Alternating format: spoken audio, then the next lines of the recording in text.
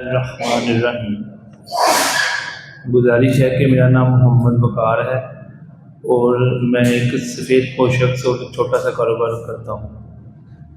Sir मैंने ये अर्ज़ करना है कि जो मेरे साथ आप बीती हुई है, जो मेरे साथ धोखा हुआ है, एक मेरे ही मैं नादराबाद लाहौर कैंट बेजर और लाहौर कैंट में रहता हूँ।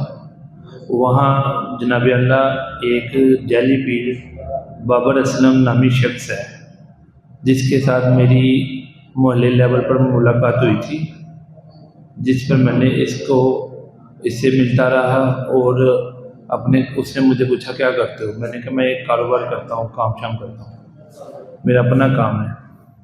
उस पर उसने कहा कि क्या नाम है, आप मुझे मिलो, मैं तवीज़ धागा का काम करता हूँ और मेरा तवीज़ धागा लाहौर में बहुत चलता है, तो आपको कुछ मसले हैं। मैंने कहा जनाब आला मुझे क्या मसला है। उसने कहा कि आपके ऊपर जादू वगैरह के मामला चल रहे हैं। मैं थोड़ा सा घबरा गया और डर गया। उसने कहा कि आप मेरे आस्थाना शरीफ पर तशरीफ़ लाएँ और मैं आपसे वहाँ ये सारी डिस्कस करूँगा। जनाब आला मैं कुछ दिन बाद उसके पास वहाँ चला गया। उसकी जो लागोरा बातें थी उस पर मैं ज़रा अमल कर बैठा और मैं जब चला गया तो वहाँ कुछ लोग वहाँ उसके आस्थाना शरीफ में वो एक नाच रहे थे। उसने कहा वो बच्चा तुम भी नाचो। उसके बाद उसने मुझे कहा जी तुम्हारे कारोबार पर, तुम्हारे मामलात पर जादू चल रहा है। तो उसने मुझे कहा कि ये तुम्हें मैं तवीज़ वगैरह देता हूँ, और उसने मुझे बिठाया और मुझे झटके लगाए। मैं जब डे बाय डे दूसरे तीसरे दिन मुझे बुला रहा था, मैं जा रहा था, तो मेरे साथ ये हुआ कि मुझे झटके लगते थे कि जिसकी मेरे पास वीडियो भी मौजूद है। जो मेरे अजीज़ एक दो साथ थे उन्होंने वीडियो भी बनाई, उसकी तस्वीरें भी हैं। और उसने उन झटकों के बाद मुझे ऐसा डराया कि मुझे कहा कि तुम पर ये तेल जिन्नात का साए हो गए हैं, तो तुम्हें क्या नाम है अपना इलाज करवाना पड़ेगा। मैंने इलाज और उसने कहा जी अपना पा कराओ। पा के सिलसिले में उसने मुझे अपने पास बिठाना शुरू कर दिया और मुझे जो झटके वीडियो वगैरह मेरे पास बनी पड़ी हैं, झटके दिए, वहाँ पे उसने मुझसे पैसे भी मांगता रहा। 3 साल वो बंदा मुझे ऐसे ही झटके देता रहा। डे बाय डे हर हफ्ते में 1-2 बार मेरी तबीयत ख़राब रहना शुरू हो गई। उसने मेरा जो दिमाग है उसमें कुछ ऐसे मामला डाल दिए कि मैं उसके सामने बिल्कुल घूमना शुरू हो जाता था। करते करते जनाब वक़ार मैं जैसे जैसे उसके पास जाता तो मुझसे वो पैसे मांगता रहता। मैं एक सादा सा इंसान था, तो मैं कभी 5,000, कभी 7,000, कभी 10,000, उसके स्क्रीनशॉट भी हैं काफ़ी मेरे पास। इस तरह करते करते 3 सालों में वो बंदा मुझे इतना डराया जाता था कि मैं रात को सोने से भी तंग हो जाता था, मुझसे पैसे बटोरता था।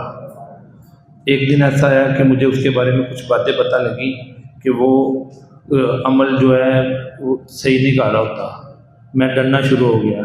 जब मैंने उसे जान छुड़वाने के लिए उसके पास जाना ख़त्म किया, तो फिर बाज़ औक़ात ऐसा होता था कि वो फिर मुझे खौफ देता था, मैं फिर चला जाता था। एंड पे ये हुआ कि मुझे ना मेरे एक अजीज़ हैं, उन्होंने बताया, अल्लाह ने दर्जा बुलंद करे, उन्होंने कहा कि आप इन बाबों से बचो, आप सूरह रहमान सुनो। मैंने सूरह रहमान को सुनना शुरू कर दिया। सूरह रहमान मैंने एक हफ़्ता पूरी सुनी। उसके बाद मुझे एक खौफ उतर गया, और वो जो सूरह रहमान सुनने में कारी अब्दुल बासित साहब की आवाज़ में सुनी थी, वो सुनने के बाद मुझे पानी पे वो आवाज़ थी उनका, वो पानी पीना है, वो पानी पीने से उसके मुझे झटके आना बंद हो गए। मेरे दिल से खौफ उतर गया और मैंने उसे साफ ना कर दिया, मैंने आपके पास नहीं आना। मैं उन्हें उसके पास जाना बंद कर दिया, क्योंकि मुझे पता लगा कि कुछ वो गवाह तौर पर भी हैं। कुछ औरतों को उन्होंने कहा कि मेरे से जिस्म पर तवीज़ लिखाओ, तुम्हारी शादी अच्छे घर में होगी, ऐसी वैसी, ये जो उनकी होती हैं। जनाब वाला इस शख्स ने मुझे 3 साल में बहुत लूटा। 14-15 लाख रुपये मुझसे खा गया, 5-5, 10-10, 20-20 हज़ार कर। जो कुछ में से काफ़ी पैसे जो हैं मैंने से स्क्रीन शॉट मेरे पर मौजूद है, इसके अकाउंट में सेंड भी करता रहा।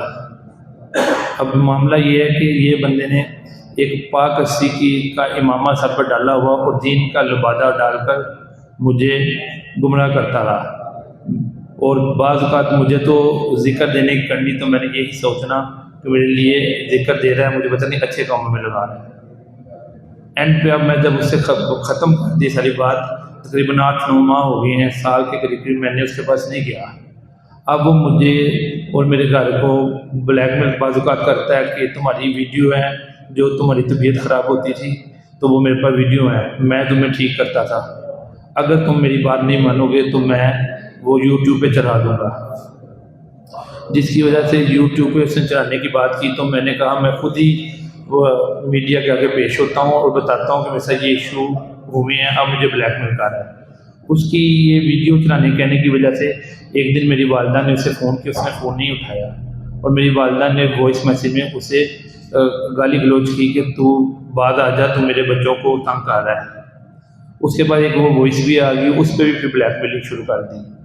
तो मेरी जनाब मरियम नवाज़ साहिबा से दरख्वास्त है, वज़ीर आला पंजाब मरियम नवाज़ साहिबा से, कि मुझे जो ये सज़ा इसने दी है, जो मेरे साथ ज़्यादती हुई है, मुझे इस पर इंसाफ दिया जाए। और जितना मामला मेरे साथ किया गया, मैं अपने पैसे भी भूल गया हुआ था, मैं 1 साल से साइड पे हो गया हुआ था, जो हालात इसको मैं कुछ भी नहीं चाह रहा था, मैं सिर्फ जान छुड़ाना चाह रहा था। अल्लाह की रहमत से सूरह रहमान से मुझे बड़ा फ़र्क डला, उसके बाद मैं सुकून में आ गया। लेकिन ये शख्स मुझे सुकून में जीने नहीं दे रहा, मुझे डे बाय डे ब्लैकमेल करता है और वो कहता है कि जी मैं ये करूँगा, मैं वो करूँगा। आज मेरी ये कॉन्फ्रेंस में यही सबसे अर्ज़ है कि इस बंदे से मेरी जान छुड़ाई जाए, मेहरबानी।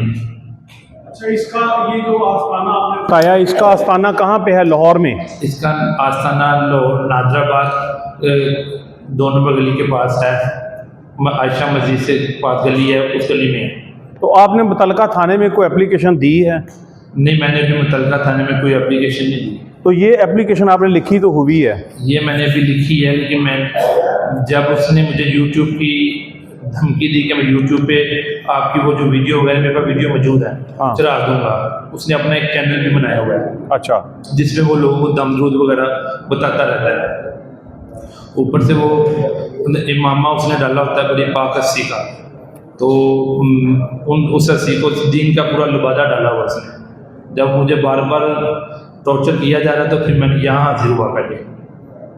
अच्छा, जब आपने उसको पैसे दिए, आपके पास स्क्रीनशॉट है, और क्या वीडियोस हैं आपके पास उसकी?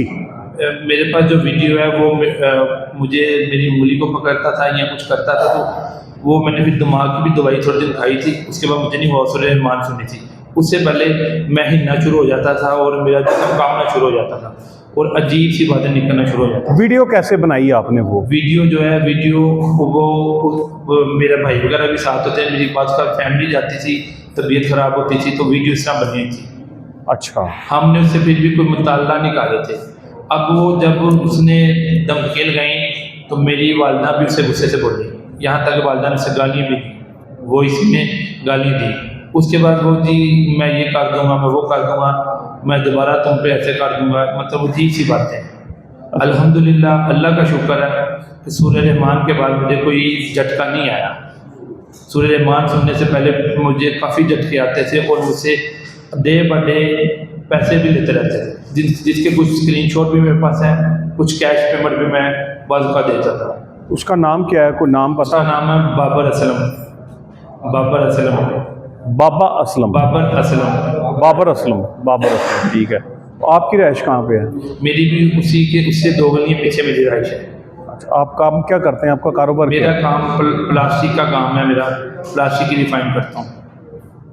अच्छा, ठीक है, ठीक है। तो थाने दरख्वास्त तो दें।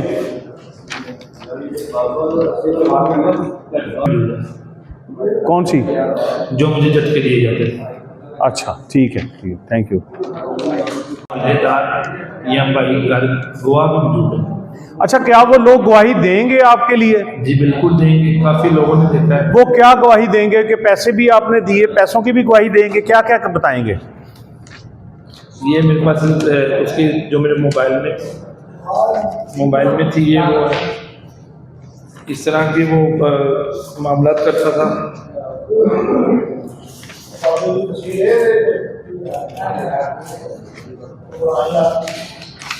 थोड़ा ही अगों साइड से रहना। इन्होंने तवीज़ लिखने होते थे।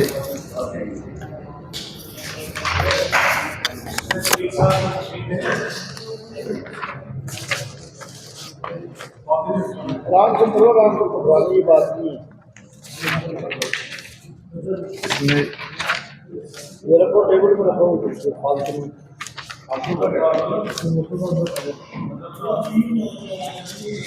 ये खुद बैठ के ऐसे मामला करते हैं। और एक बड़ी पाक हस्ती की उसने सर पर इमामा पहना होता है और उस हस्ती का भी नाम ऐसे बदनाम हो रहा है।